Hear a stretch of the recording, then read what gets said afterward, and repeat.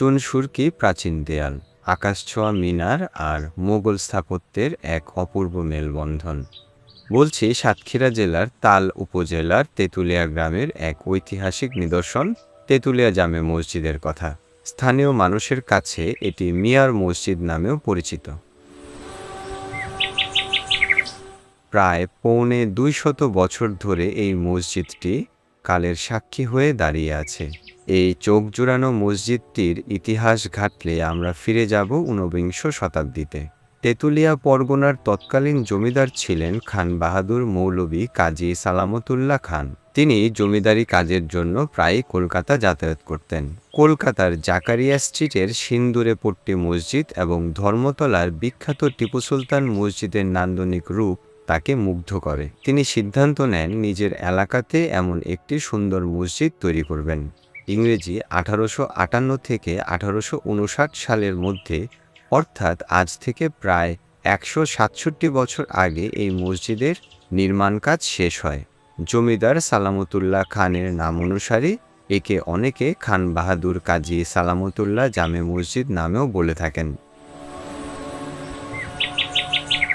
মসজিদটি তৈরিতে মোগল এবং ইউরোপীয় রীতির এক চমৎকার মিশ্রণ দেখা যায়। দূর থেকে তাকালে সবার আগে চোখে পড়বে এর ছাদের উপর থাকা 6টি বিশাল আকারের গম্বুজ, আর মসজিদের চারকোনা ও চারপাশ জুড়ে রয়েছে ছোট বড় মিলিয়ে মোট 20টি সুউচ্চ মিনার, যা মসজিদটিকে একটি রাজকীয় দুর্গের মতো রূপ দিয়েছে।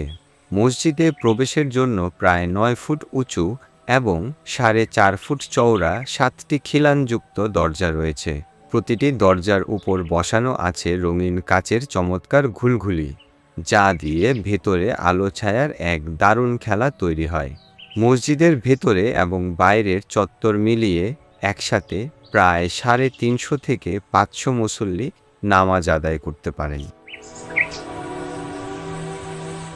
যে কোনো প্রাচীন স্থাপনাকে ঘিরে তৈরি হয় নানা গল্প আর রহস্য। তেঁতুলিয়া মসজিদও তার ব্যতিক্রম নয়। এই মসজিদ নির্মাণ নিয়ে লোকমুখে কিছু চমৎকার ও রহস্যময় কথা প্রচলিত আছে। লোকমুখে শোনা যায় এই বিশাল মসজিদের দেয়াল ও মেঝেকে অতিমাত্রায় মসৃণ এবং দীর্ঘস্থায়ী করতে চুন-সুরকি আর চিটাগুড়ের মিশ্রণের সাথে হাজার হাজার ডিমের সাদা অংশ ব্যবহার করা হয়েছিল। কালের পরিক্রমায় জমিদার আমল শেষ হয়েছে, কিন্তু আজ এত বছর পরেও তেঁতুলিয়া জামে মসজিদ তার সৌন্দর্য আর ঐতিহ্য নিয়ে সগৌরবে টিকে আছে। 1987 সাল থেকে বাংলাদেশের প্রত্নতত্ত্ব অধিদপ্তর এই ঐতিহাসিক স্থাপনাটি দেখভাল করছেন। প্রতিদিন দেশের বিভিন্ন প্রান্ত থেকে ইতিহাসপ্রেমী ও পর্যটকরা ছুটে আসেন এই প্রাচীন সৌন্দর্য উপভোগ করতে। এটি কেবল একটি ইবাদতখানাই নয়, আমাদের দক্ষিণবঙ্গের এক অনন্য ঐতিহাসিক সম্পদ।